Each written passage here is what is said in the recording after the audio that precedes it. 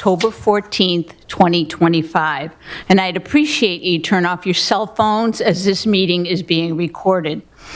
Ellen, can you please do our roll call? Yes, thank you. Good evening, everyone. Ms. Callan Carson? Here. Mr. Carey? Present. Mrs. DeRoberts? Here. Ms. Hernandez-Williams? Mr. Riley? Here. Ms. Walters? Present. Mr. Weiner? Here. Vice Chair, Mr. Lacavoli? Here. Chairperson, Mrs. Granato? Present. And Weathersfield High School Student Representative is Anushka Gandhi. Here. All present. Thank you. And can we have Brooke Netz come on up here and lead us, and she's from Emerson-Williams School, lead us in our Pledge of Allegiance. I pledge allegiance To the flag of the United States of America and to the republic for which it stands, one nation, under God, indivisible, with liberty and justice for all. Thank you, Brooke. All right, so tonight we start one of my favorites, student and staff recognition. And we have Emerson-Williams School here for the Let Grow experience. Can't wait. I'm so glad we're doing this.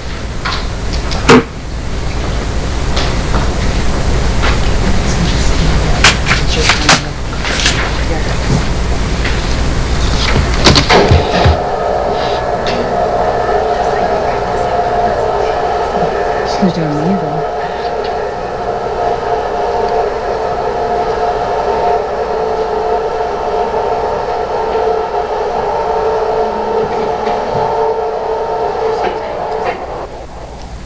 Okay, beautiful.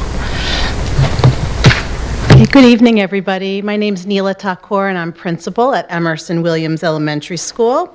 And I am joined here this evening by a student, a parent, and a teacher from Emerson-Williams. I have second grade student Brooke Netz, who's going to come up and speak in a minute, and her mom, Liz Netz. And we have sixth grade teacher Christina Carmen. So thank you for inviting us here this evening to speak. We're going to chat for a couple of minutes with you all about something very special that we have going on at Emerson-Williams, which is called the Let Grow experience. And as far as I know, we're the only school in Weathersfield currently doing this particular project at our school, so I wanted to make sure that you all know what it is about. And it's something we're very, very proud of. So as I'm sure all of you know, 2 summers ago, we held a community-wide book club read on this book, The Anxious Generation. And the subtitle for The Anxious Generation is How the Great Rewiring of Childhood is Causing an Epidemic of Mental Illness. And it's a pretty bold subtitle to the book, and I'm hoping that you have had a chance to read this book, and if you haven't, I hope that you can make time to read it. It's a really important book for anybody who works with children. And the subtitle is pretty bold, and I think if you were to poll my 75 staff members at Emerson-Williams, they would all say they agree with this subtitle. That since roughly 2010, the brains of our children have been rewired in not a good way. And they are struggling, and it's apparent at home, and it's also apparent at school. The good news, though, is that this book proposes a lot of possible remedies to solve that, and the Let Grow experience is just one of those possible solutions. And we do believe that working together with teachers and parents and children, we can form a community to fix the rewiring that has happened in our children's brains. And specifically what we're referring to is that too many of our children, even at the elementary school level, have a real lack of protection and safety online. Specifically with things like social media, online search engines, and online gaming. They spend so much of their time in front of screens, not really being monitored by an adult, and that is harming them. It is causing them mental illness, and it's a really blunt way to put it, but that is what we are seeing. And while they're not being protected online, the flip is also reversed, is that they're being somewhat overprotected in the real world. So things have gotten reversed. And what the Let Grow experience does is it provides an opportunity for schools to work in partnership with parents to try to reverse that as much as possible. And it doesn't really work if it's one amazing parent working with her one amazing daughter. It really needs to be more of a community effort. And so at Emerson-Williams, we have gotten many parents involved in this movement and many children involved. And if we work together as a community, we can reverse some of the damage that has done and start moving in a better trajectory. So the main idea is that we have to give our children more independence at an earlier age in the real world. And by giving our kids more independence, that builds their confidence, and it builds our confidence in them. And if they fail or if they make a mistake in the real world, that's a good thing. That's not a bad thing. It's a really good thing. They will learn from those mistakes. They will learn from those failures in the real world, and they'll understand what problem solving is all about. If you make a mistake, your brain is spinning. It's working. It's trying to figure out how next time you won't make that same mistake again. And we need to give children more of those experiences. So the mission of Let Grow is to make it easy, normal, and legal to give kids the independence they need to grow into capable, confident, and happy adults. I'm not going to read all of my screens to you because I have a bunch of them. I just want to read this one because it really makes clear what our mission is. We are currently in year 2 of the Let Grow experience at Emerson-Williams. And so both this school year and last year, we are proudly partnering with Emerson-Williams families to engage our students in the Let Grow experience. The Let Grow experience is a very simple, life-changing homework assignment. Go home and do something new on your own. Climb a tree, make a meal, run an errand. The choices for our children are endless, and the impact is immediate. Our students are amazing. They are capable of doing great things, hard things. Our job as the adults who love them is to drastically decrease their screen time and allow our children to fly. And some people may have mixed opinions about this, and they might think this is just something the parents have to do. Like, what does this have to do with school and the school system? Parents can and should just be simply doing this on their own. But what we believe at Emerson-Williams is that we are working in partnership with our parents. So this is something we are promoting. We are sending out monthly themes to the families. We are talking about it in our morning circles. I'm putting out pictures and communications, like sharing ideas of what children like Brooke are doing with their mom's support and mom and dad's support and encouragement to spread some of those ideas. Because some parents, they just don't know. And it is super easy to hand your child your cell phone or their cell phone or a gaming system.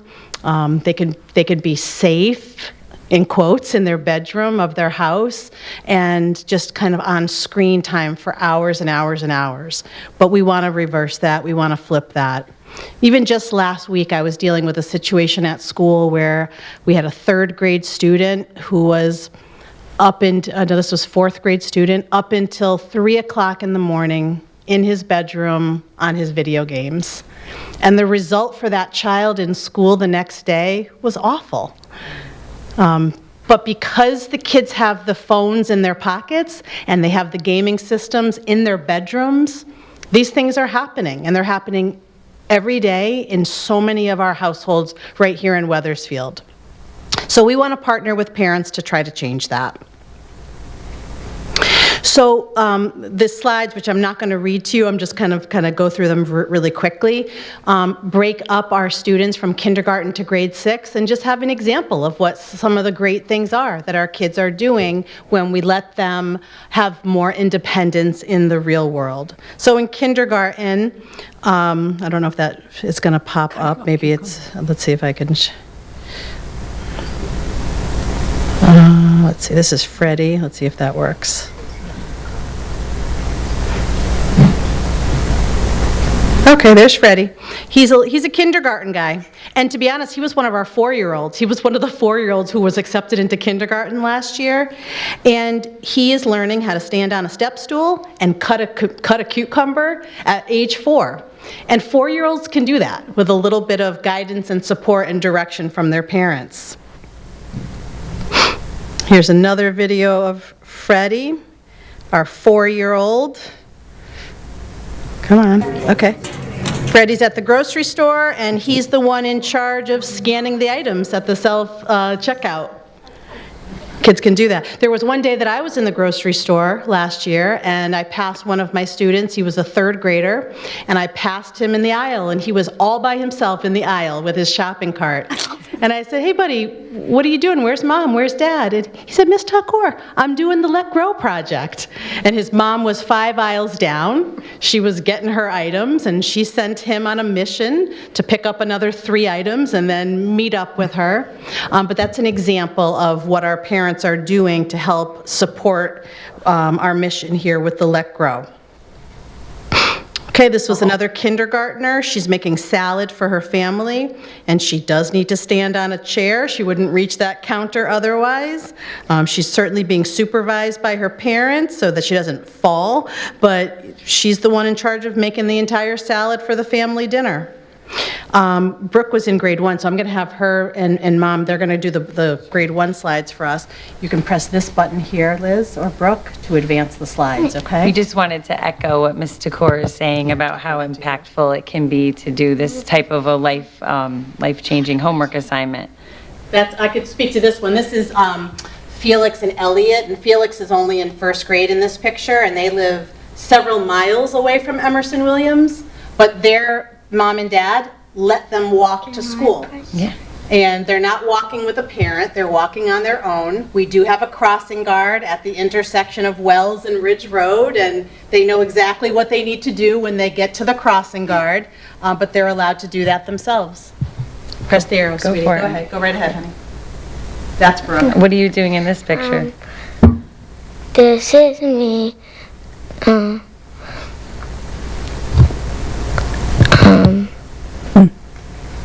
Do you remember what we did? We did it again for this year. I was making the Halloween route. So we gave her a map of Weathersfield, and she actually picked the streets that we went trick-or-treating on instead of us just saying, this is the street we're trick-or-treating on. And then she'd pick if we're going left or right. And we did it again this year with a yellow highlighter. And it was a good memory last year, so some of these are fun to redo again. How about this? What's this that you created? This is me drawing a grocery list. So instead of my husband going to the store with her and his list being written, on his phone or something like that, she actually made the list before they went in the car, and then she carried it around in the store and checked things off as they went. Go ahead. What are you doing here? This is me at my friend's house making sourdough. So sometimes I am limited in my cooking skills, so I'm having her let it grow elsewhere where she's learning some cooking skills and some neighborhood friends for play dates, using some sharp things to scour the dough. This is me watering my plants. Is that your chore? Yes. What day of the week do you do it? Do you remember? Wednesday. Good job. So every Wednesday, Brooke is in charge of watering our plants. How about this picture? This is me decorating with my grandma on the Christmas tree. Do they live with us? No. Did you have a hard time decorating 2 trees that year? No. How about this one? This is me and my sister baking cookies. So if you'd like to speak to this one, because it wasn't just her learning to bake, she actually like coordinated the whole weekend at my mom's for their sleepover, being like the event planner. They wore matching outfits, what movie they watched together, and kind of designed the whole little weekend. Gives them some empowering, thoughts. Do you know Kingston? I can come into these now. Thank you so much, Brooke and Liz. Superstar with the Let Grow project. This is Kingston. He is doing some shopping around the holiday times to buy toys for children in need. And his mom put him in charge of picking out a few gifts that he thought would be appropriate. Great. Grade 2, Leo is in charge of a lot of household chores around his house. He's a huge help to his family. Vacuuming, watering the plants, mopping. His little sister is in the background watching what a great big brother he is, and that's a great experience for his little 2-year-old sister. Grade 3, we have Julia, and in this photograph, she is helping her family put together an entire greenhouse. This is a photo of Julia learning how to fish. She did not like fishing, but she loved the worms. Here's Julia working on her rock climbing skills. Here's Julia going camping with her family, and she was in charge of setting up the tent and setting up all the equipment. Grade 4, Elliot is making dinner for her family, beef and broccoli. Looks delicious. And it can be risky sometimes putting kids in front of a hot stove. But that doesn't mean we can't do it. It just means we have to teach them the safety of what does that mean when you are given a responsibility of cooking in front of a very hot stove. And we just have to teach them how to do it, and our kids are able to do these things. Rather than her sitting in her bedroom on her cell phone on social media while mom's cooking dinner, she's doing this, and the learning is so much more meaningful. Grade 5, we have Conley. Look at that. Is that Conley in the back right there? We got you on. We got you. Mom sends me all your pictures. That's Conley. He's flipping the burgers, flipping the cheeseburgers. Good job. Yep. Kids can go near grills. It's okay. We don't have to keep kids 50 feet away from a grill. They can be right at the grill. We just have to teach them how to do it. Grade 6, kiddos baking cookies all by them. Oh, sorry, this is Christina. Christina's going to come up and do grade 6. Sure, I can do grade 6. Thank you. Oh, sure. I'm Christina Carmen, Language Arts at Emerson. Every month, I group my students flexibly, and they brainstorm depending on what the theme is for the month. And they come up with lists of ideas that they might want to try. And then they have the whole month to work on it, and at the end of the month, they write me a paragraph. And they say what they did, what was hard about it. Because we talked about they're not always going to be successful. They might try baking a cake and it might not work. What can they do next time? And then they say what they learned. So it's important what they did, what was hard, and what they learned. And they love getting together at the beginning of the month to really brainstorm and share ideas. Oh, I hadn't thought of that. Oh, I already do that. And we talk about how this idea needs to be a partnership between the school, but really between their family and them. Because what works for one family may not work for another family. If your family lives on a very busy road, your parents may not be comfortable with you crossing the street. But if you live on a cul-de-sac, maybe you've been crossing the street to get to your neighbor's house since you were 5. So we talked about different expectations and talking with families. I have a really great one that was from last year. I had a student who told me that, and he even included seeds, that every year he likes to plant a garden with his neighbor who's a retired veteran. And he put his favorite seeds on here because he said it was really great, and how the neighbor they made a relationship, and the neighbor ended up giving him a cherry tree, and he's hopeful that he gets some fruit from it. But for this year, so far in September, my students, after brainstorming and working for the month, many of them made dinner for their family for the first time. They're in charge of breakfast. They're helping out their younger siblings. I had a student learn how to use a drill to help fix the washing machine. All under parent supervision, but things they wouldn't have done before. So it becomes a writing activity, an activity for them to share their writing skills, their critical thinking skills, their problem-solving skills, and then we I make a large poster that hangs outside my classroom so that all the classes, all the students, all the teachers who walk by my room get to see what did we do in September. So September this year was thinking outside of our comfort zone. October is spreading our wings, building on what we did in September. So hopefully I'll have something exciting to share next month as well. Do you want to show some of those? Sure. So this picture, 2 of these students were making cookies for a neighbor. One of our months was doing something to help somebody else. So, partnering up, learning how to bake, and making it for somebody else. That's Emily and Sophia. Let's see. Kali also made cookies. That was, I believe, December. A lot of people made baked goods for other people. The idea was to make something and give it to somebody else. Find a way to be a service. Let's see. Here we have Shane also. He surprised his grandparents. He was very excited about making this homemade cheesecake. You can see the ingredients he had to assemble all together. This required looking up a recipe, figuring out how to make a cheesecake. If you've ever made a cheesecake before, they're tricky, getting it so it doesn't crack. It took some trial and error for him. He was very excited about this. Oliver put together a wooden musical instrument that he brought to school in a big plexiglass case that was so unbelievably intricate that took him a whole month to put it together, but he was so proud of this. This is Haley working with a sewing machine, creating, I believe she made a purse, and I had another student who made a stuffed animal. Being able to use a sewing machine, being able to trial and error this was the excitement here.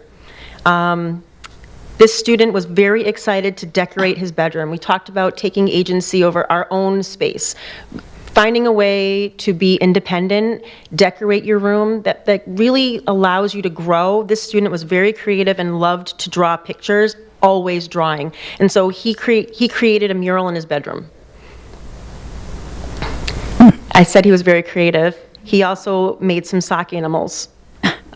Again, being able to shine in this way helped him feel success that he might not have felt in other ways. I think that's it for those. But also finding ways for students to help their neighbors. In November, we did a lot about helping others. We had students raking leaves, shoveling yards, doing things outside of their comfort zone. It was really great opportunity for the students. Thank you, Christina. Thank you. So we are just really proud of our students and our families and what they've been able to come up with through the Let Grow experience. And if you have any questions, we're happy to take questions. Anyone with questions? Jim? Thank you so much for the program. I kind of have 2 questions. One of them is, do you get ideas solely from the brainstorming? And this may be a question for Jeff. Are there any plans to expand this program to other elementary schools? Thank you. So the Let Grow experience is an actual organization. So I attended 2 really brief online training sessions, and as a result of attending those training sessions, I received a curriculum, and that curriculum comes with a lot of materials. So those materials, I'm able to blast those out to parents to get them started with the thinking of these are some things you might want to do for this month, like each month has a theme. And so we provide that to parents as a starting point, but then our wonderful teachers work with the students to branch off of that. Like, these are some examples of things that you can be doing, but what else can we brainstorm together? So there are some materials that go along with it. And it's completely free. Thank you. Yeah. At this point, Mr. Riley, we don't have a plan in place to grow this, let it grow across, but Neela's going to present this at the next month's elementary school principals meeting and have discussion amongst her colleagues. All right, great. Anyone else? Marjorie? I just want to say how wonderful it is to see this happening at Emerson-Williams. I know other schools are doing different things in other ways, but the Youngest Generation also has materials on their website about things parents can do. And I think a lot of people think that book is just about anti-screen, but a huge amount of that book is recognizing that we don't let our kids do things. Right. We don't let our kids do things. And that is why they have anxiety, because they don't have confidence. And it's not just about the screens. I mean, the screens take up a lot of time. We think, we don't want to bother them. They're watching TV or they're playing video games. They need to be able to do stuff. And I just read a thing where it says age-appropriate chores, and like chores on the first grade or second grade part of the chart. I know so many people who don't let their 17-year-olds do those chores because they don't want to bother them, or they don't think they can do it, or they don't want to they go to college, they don't know how to wash clothes, they don't know how to do it, put food in the microwave. Like, it's just about this kind of like, oh, I don't know if they can do it right. It's okay if they can't do it right. That's the message. It's like they need to learn problem solving. It's okay if they make a mess. So this slide deck that you see was blasted out to parents multiple times at Emerson-Williams, just to share the ideas out. These are things that students in these grade levels are capable of doing, and you might want to try them with your children. Yeah, and spread the word. Spread the word, exactly. And the more they do these things, the more like, what else can I do? What else can I do? Yeah. Yes. Thank you so much. Janice? Excuse me, I was just going to say, I could listen to this for hours. It'd be great if there was a way to collect the experiences, maybe month by month, and publish them in some way. I would love to read that, like at the end of the year, and just find out all of the amazing things that students found out they were capable of doing. And that is what I do. I have parents, and that's, Liz Netz was amazing. I have parents who every month, they send me just a few sentences, I ask them to, a few sentences and a photograph of just to document all of the great things that they're doing with their children, so then we could share those ideas. I'd love to see that, though. Great. That's great. Anyone else? I want to say thank you, too. And also, I was thinking of it through the eyes of a parent or grandparents.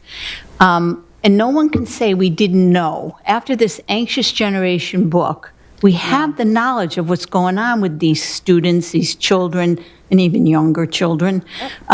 So parents can do something about this. We panic all the time, but now we can do something. Take so action, I hope parents are listening and grandparents are listening and getting out there and doing these things. Great, thank you. Thank you. Thanks, Neela. Yeah.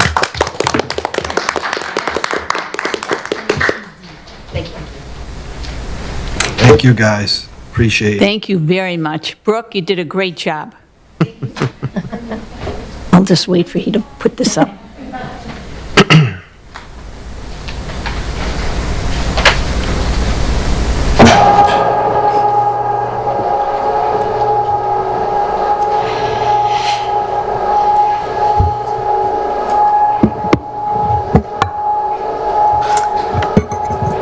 Okay, next on tonight's agenda is approval of the minutes of our regular Board of Ed meeting on September 23rd, 2025. May I have a motion to approve the minutes? So moved. Thank you. A second? Second? Thanks. Any discussion? Yes, Madam Chairperson. On page 6, in the middle of the paragraph that starts with Mrs. Granado commented, it's very confusing because it says Carolyn Fazina reported on after-school enrichment. It makes it sound like Carolyn Fazina is talking in this paragraph at our meeting. Do you see it, Ellen?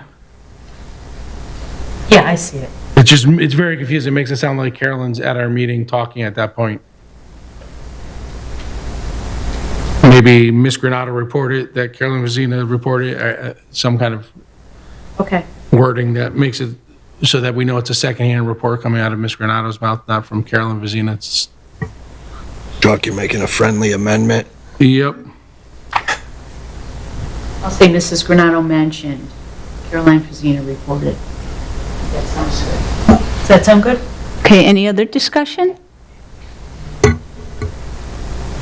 All right, with that amended piece in there, let's have a vote. All in favor? Aye. Opposed? Any abstentions? Those minutes are approved. And is there anyone wishing to come on up to the podium and state your name and address for a public comment? May I remind you that public comments are limited to 5 minutes, and another reminder that the board will not respond to your comments after you've spoken. So thank you on that. Anyone? Thank you.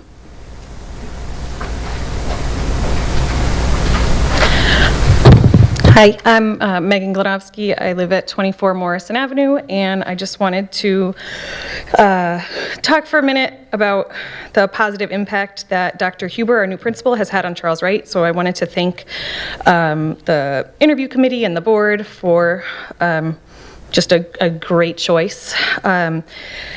the other day, he posted online that he had limbo walking in to the school. So he's just brought like a fun and positive vibe, so much positive communication. He sends out like celebrations, and this is what we're learning today on Parent Square almost daily. He knew that we had a rough last year, so he texted me like 1 week in to check on each of my children by name. Every week, every classroom gets a Friday phone call, and my daughter, who hasn't gotten one yet, told me that's the best part. She's so excited. She's excited for her classmates. She's excited for her chance. She's very excited about that. He listens non-judgmentally and responds thoughtfully. He's moved the vibe away from compliance to learning. The morning meetings include SEL lessons. He comes in and shares his own things.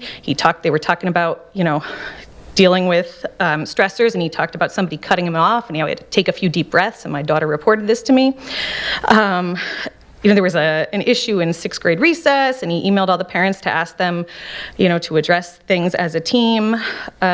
He's getting parents involved. There's a breakfast coming up. There was a fitness night we went to. Just all the positive celebrations and communication are very much appreciated. And so I wanted to celebrate Dr. Huber. Thank you. Great. Oh, thank you. Anyone else for comments? Okay, so Mr. Whitby, you have some comments tonight. Yes, I have 2 reports and discussion items. One, I'm sharing reference item 2, which is just the updated subcommittee and dates to remember for the board. And the second thing that I'm sharing with the Board of Ed is the annual class size report. Just want to take you through some highlights. It's a pretty, it's a pretty extensive report for the board, and this is a report that you get annually. And I was very impressed with this report. You get this every year, and really it's a nice job by the staff and the principals and everybody who's involved in kind of putting this together. But I want to just walk you through some of maybe the highlights of the report. The report is directly aligned to our October 1 report that we have to send that into the State Department of Education, so it tells the state how many kids we have officially for this year. And we may have more or less like in December, but this is the amount that is reported to the state, and it connects us with like our funding and other various items. So it's kind of like the official number. The October 1 number is the official enrollment number, despite the fact that it'll go up and down. So our total enrollment for October 1 is 3,383 students. Our elementary enrollment is 1,635 students this year. Our middle school has 535 students, and our high school has 1,122 students. Our transition academy has 12 students, and that's our total enrollment for this year. Our class size averages at K6, it's 16.73 students per class. That's down from 17.38 students last year. So as you can see, we keep this range over a 10-year span. This is the lowest class size range that we've had in 10 years. Now, it's important, there's little bubbles and blips in there. There's a couple of sections that are a little bit larger than we're comfortable with, but by and large, it's a overall small class size. Middle school class size is 21.19. In the high school, it's 20.2. Just some update on the changes. It's a net gain of 1 additional section this year over last year across the whole district. Some notable shifts. Webb added a section of kindergarten. We were really nervous. Kindergarten sizes were creeping up into the mid-20s at Webb, and we ended up adding a 3rd section. Hanmer reduced 1 section in grade 3, and Highcrest adjusted grade 5 and 6 sections a little bit. Just a little bit of historical context. Again, this, the board's looking at longitudinal data from 2015 through 2025. So we look at the trends and the we can anticipate future needs as the kids kind of grow up through the system. Again, this data will help inform our staffing, our facilities planning, and our instructional equity. It's just some strategic implications. This report supports ongoing work towards a formal class size guideline moving forward. And this is part of the Board of Ed's strategic plan. It's a strategic action, and it's strategic action 3.1 as a matter of fact. So I would hope to propose to the policy committee, maybe by spring of 2026, Madam Chair, a potential class size guidelines idea for the board's consideration. Again, this helps us maintain manageable class size, and it fosters personalization for instruction. It also shows us opportunities to increase intervention support and improve student support while reducing burdens on classroom teachers for delivering key academic skills to struggling learners. And that's something that I'm noticing a lot as I'm doing my entry planning, is there is a heavy burden on classroom teachers across the district, something that I've seen through my initial observations. So some next steps. This data is great data to inform, like I said, budget planning, staffing allocations, facilities discussions, something that we should keep our eyes on closely multiple times throughout the year. Again, I'm going to pull together a study group to kind of help put together a potential a draft policy for the board's consideration and deliberation moving forward. So I'll pause for any questions, Madam Chair, at this time. I just have a question on, you mentioned guidelines for class sizes. That's not a policy, correct? But this will be something that we can utilize as class sizes go up or whatever they do. Correct. It'll give you some flexibility, but it'll let you kind of put a stick in the sand and say, this is kind of what we feel is a little too much, a little too little.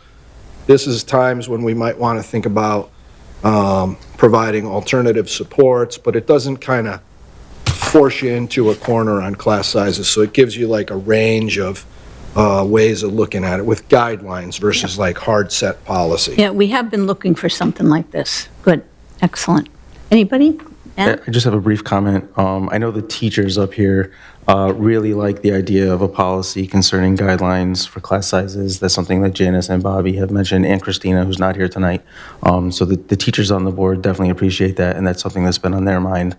And you're right, for the most part, these are good trends. I like the fact that the average class size is going down. I like the fact that we have fewer classes with 15 or fewer students. We have more classes with 15 or fewer students than we have had in the past, more classes with 16 to 20. But there is slight room for improvement, and I'm glad that you're taking the initiative to notice these things and formulate a plan to try to reduce some of these blips like you just mentioned. Like I'm noticing we have more classes with 26 or more students. And there's a couple aberrations here in Hamner, Charles Wright, Webb, where there's average class sizes of 26, 23, 25. I know that those numbers are creeping up to the size that teachers may not be able to manage as well as possible, but it's good that we know where we're at, and come budget season and come policy committee season, we can hope to address those things. So thank you. Anyone else? I appreciate your thinking about the teachers, and when I see like 26 in grade 4, I remember as a 4th grade teacher, you have more students with IEPs at that level by then, and so you're juggling, you're differentiating your instruction, and hopefully you've developed a repertoire of what you do with those different IEPs, but it's still, it can be an awful lot, because you're not, I don't know if everybody understands that it's more than having 26 students. It's having maybe 5, 6, or 7 with each with their own individual IEP, and it can get tough. It's got to be tough, yeah. Anyone else? Liz? Hey, I'm allowed to ask questions during this discussion part, right? Okay. Just a question on when we, like, if you look at French 3, I think level 1, we've got one class of 3 kids, one class of 2. Will the playbook or guidance also address how we handle that? It just, Yeah, I'm sure there's definitely. a story for it, but. But when I was a master scheduler of a high school of 1,100 kids, my most nervous day was when I had to meet with the superintendent in the summertime to defend my master schedule. And because she was a master scheduler at a large high school also. And you know, we look forward to having those conversations because, you know, it's an opportunity for the schools to redeploy teacher FTE towards areas where more student needs. You know, those certainly, you know, could be an area where you compose those into 2. I'll tell you, when I was master scheduling for Wyndham High School with 1,100 kids, the 2 hardest classes for me to schedule were band and French 4. It was just, it was the kids. The kids wanted French 4, AP Physics, band. There was like this line of courses. Yeah. And it was hard to get the kids into all of them. So sometimes you kind of have to put them in different places so that more Makes kids sense. could get them for their graduation requirements. Sure. It's very difficult. It's doable, but it is definitely a difficult task. And that's why you'll see sometimes some of those completer courses do have small numbers in them. But when we can, we do want to try to merge those classes of 3s into classes of 6s. Thank you. Because that frees the teacher up to teach another class. Maybe 15 other kids could get into it. Sure. Thank you. But I promise we'll be looking at that to conclude. Thank you. Yeah? Yeah, I would also like to point out that for the Silas Deane Middle School grades 7 and 8 class size ranges, for the average class size of 21.19, that may be skewed a little by these electives. I don't know if you included these crazy numbers of band 8, band 7, chorus 8, like are those in the average of the Silas Deane Middle School average? You know, Matt, I'm not certain.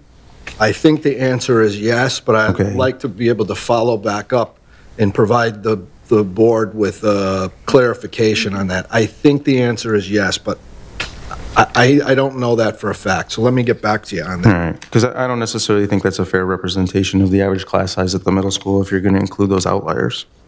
I think it says that they're separated, actually. Does it? Because they're combined. 7th and 8th grade do combined electives. Yeah.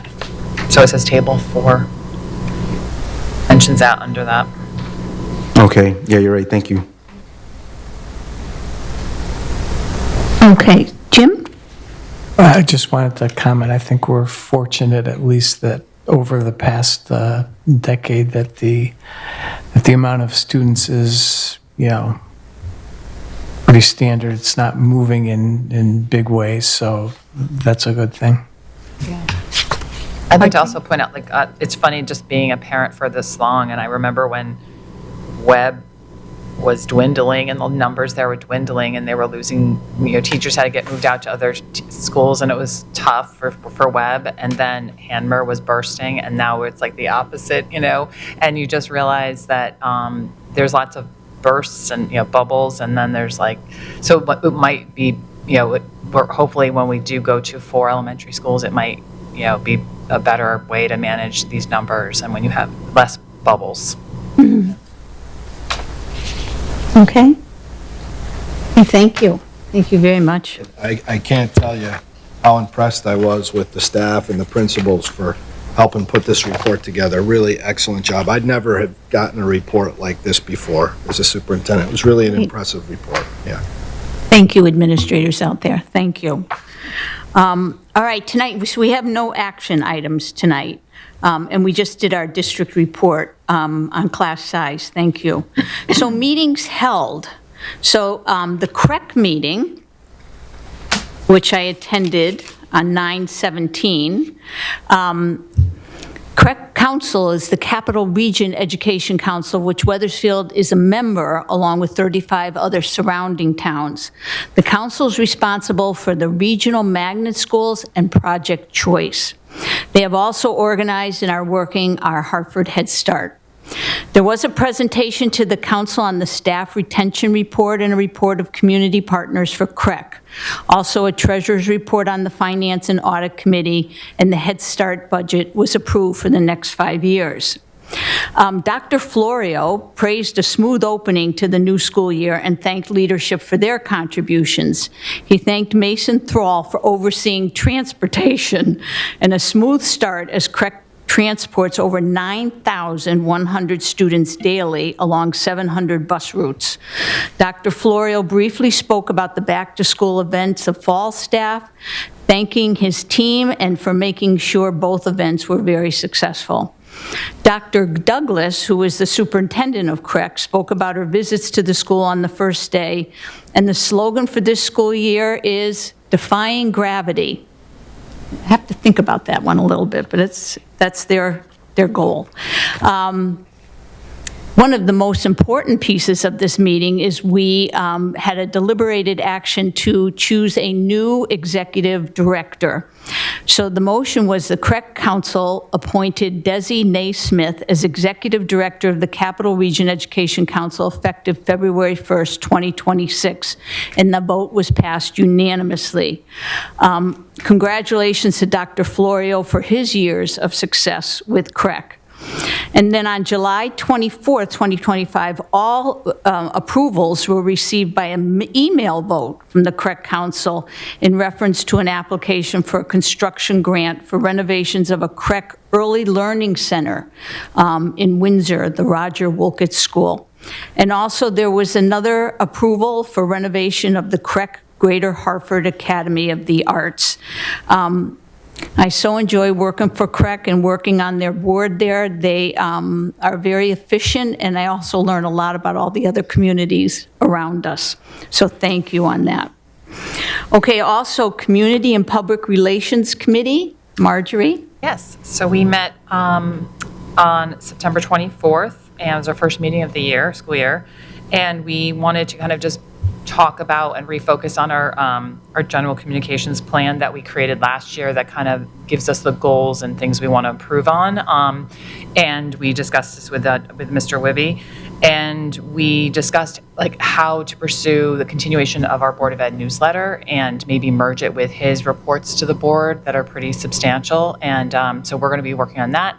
And hopefully coming out with something soon and working together. Mr. Whitby talked about the district's already in motion with using social media more. There is an Instagram page as well for the district, which didn't exist before, and so that's really good to just to promote what's happening, and more people, not only in the district but also in the town, and residents who don't have kids in the school system anymore can see what's going on, and it's not so separated, right? They can see what's happening in the schools. And we also talked about more communication between the board and the town council, and maybe having someone from the board do a monthly report to the town council at a town council meeting. And I had previously been doing where I sent them kind of information once in a while, but maybe something more formal and more consistent to the town council. We're all busy. We can't always know or watch these meetings, so a report once a month might be nice for the town council to see what else is going on in the schools.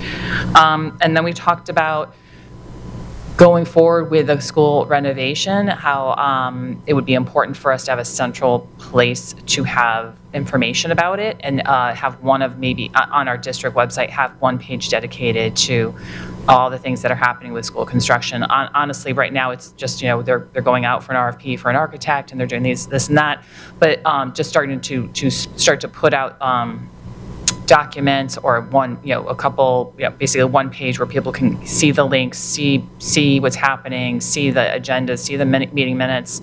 And so when people say, I'm not sure what's going on, but you can point to that web page and say, oh, it's up there, it's on there. And we talked about a couple different examples from other towns that have done that, including Madison, Cheshire, South Windsor. They had very good web pages dedicated to their 10-year, South Windsor had a 10-year long renovation project, and they had an excellent web page that kind of just talked about the history of the schools, why they needed a renovation, and all the different things that happened along the way. And so that's to be worked on as well. And that was it. Okay, thank you. Human Resources and Personnel met, but Christina's not with us here tonight, and we'll save that for our next meeting. Meeting schedule, CREC has a meeting on 10:15, Student Program and Services on 10:21, and Finance and Operations before our next board meeting on 10:28. Okay, so is there anyone wishing to make a public comment? Come on up to the podium and state your name and address, and may I remind you that there's a 5-minute limit. Okay, well, we'll move on to board comments. Anyone with a board comment this evening? Janice? Yes, I attended the Charles Wright PTO meeting on September 24th, their first for the year. They reported on all the activities beginning for fundraising and for Just for Fun. And the 6th grade committee is up and running, planning all of the fundraisers to support all of the special activities and events that they traditionally have for the 6th graders throughout the year, and especially toward the end. For example, right now they're conducting a Lyman pie sale until Monday, the 20th. The Charles Wright Back to School Family Picnic was a success. It was a free event featuring 2 bounce houses and ice cream. There was food for the collection. They were collecting food that went to Maureen Duffy, their social worker, for their weekend backpack program, which, if you don't know about it, it's a pretty amazing program, a lot of work that they do there. Parents are really appreciating the Friday phone calls, just as they were commenting about Charles Wright, was Emerson-Williams or Charles Wright? Emerson. Yes, okay. And calls that teachers are making to communicate positive news about students. They really appreciate it, as we heard. And on October 24th, the PTO will have its annual Boo Bash. The charge is $10 a car. You drive through and get candy, and it sounds like a lot of fun. It does. And their next meeting is October 22nd, so a week from Wednesday. Thank you. Anyone else with closing comments? Marjorie? I attended the October WSBC meeting, and there's a lot to talk about, but one of the things that they're doing this year is have somebody speak at the beginning of the meeting that's someone from the district. So the first speaker they had this month was Mike Barabalt, who's the head of security in the district, to just talk about what he does, the issues of security, and then they had questions in advance that he could answer. So that was very informative. And then, part of this is when they hear this information, they go back to their PTOs and tell everyone else what they heard. So coming up, I believe in November meeting is the athletic director from the high school is going to speak, in addition to Mr. Wibby, who gives his report as well. One of the things they also did was promote walk to school, walk and roll, I think, to school day this past October. I think it was the second Wednesday in October. Some of the schools delayed it because it was raining, but it's always a great event to get kids out and walking together on the sidewalks. And they also just did the movie on the Cove, which was a big event that just happened. I could not attend, so I didn't get to see it, but I know they had good weather.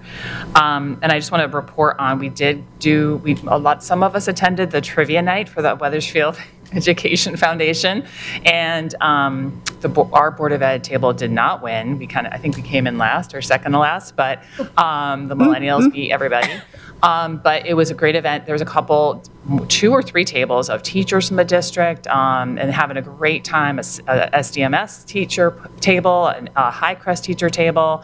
And it was fun. There was music, a lot of good trivia, and so I hope they raised a lot of money. And I thank the Education Foundation for really putting that on and bringing some people together. Okay, anyone else with a closing comment? Well, Liz, go ahead. Just to, so Webb they've had 2 PTO meetings so far this year, one on September 10th and one on October 8th. And just something to share as I am wrapping up my term on the board shortly. It seems like Webb, and I believe other schools as well, are interested in hearing more about how the redistricting might happen. Now that the referendum has passed, I do think it's on the minds of quite a few parents. I would imagine that it'll probably get brought up, so just to share that. And then also some guidance around, say, using WEP as an example, it's going to be changing from an elementary school to essentially a middle school. And how do the PTOs dissolve their PTO? You know, it is an entity, you know, with their budgets, the bank accounts and things like that. So I know the schools will be looking for some guidance on that. Important. Thank you. But they have time. We do. You have Yes, time. we do. Thank you. Anyone else? All right, well, I wanted to comment on the Weathersfield Education Foundation. We have a meeting tomorrow night, and I'll hear the results of how much money they raised. But I have to tell you, it was really a lot of fun. The winning team was the Mighty Millennials. And other teams such as the Brainy Bunch, they showed great brains and energy in their quest to win. It was a fun-filled evening for a great cause, because we'll be funding grants for our school classrooms. But I wanted to make an important message to all voters. We start early voting here in Connecticut in 1 week, Tuesday, October 20th. The Town Hall Chamber is the one and only place for early voting. But on Election Day, November 4th, voters will be heading to their district's voting place. So thank you for doing your part in keeping our democracy strong and vibrant by voting. Thank you. So, Anushka, our Weathersfield High School representative, tell us everything that's going on in our flagship school. So good evening, everyone. Here's a quick update on what's been happening these past few weeks at the high school.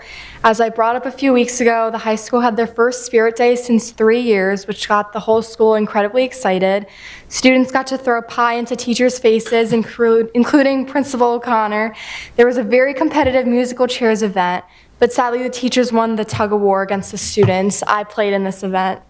On the athletic side, last week, Mr. Scanlon and Mrs. Boudet brought a few students to the AquaTurf to accept the Michaels Cup Sportsmanship Award for the work being done at the high school regarding athletic leadership. Additionally, senior soccer player Bella DeStefani was voted CT Insider's Girls Athlete of the Week. And on the topic of soccer, both the boys and girls team won their senior nights and had packed crowds for both games.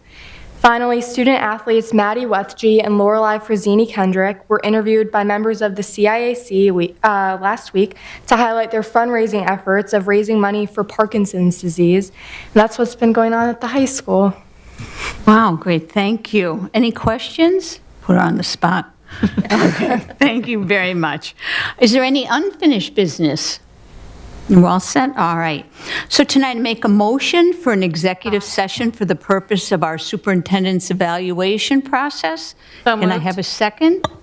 Second. All right. All in favor? Aye. Opposed? Any abstentions? Okay, we're all set. So thank you all for coming, and good night.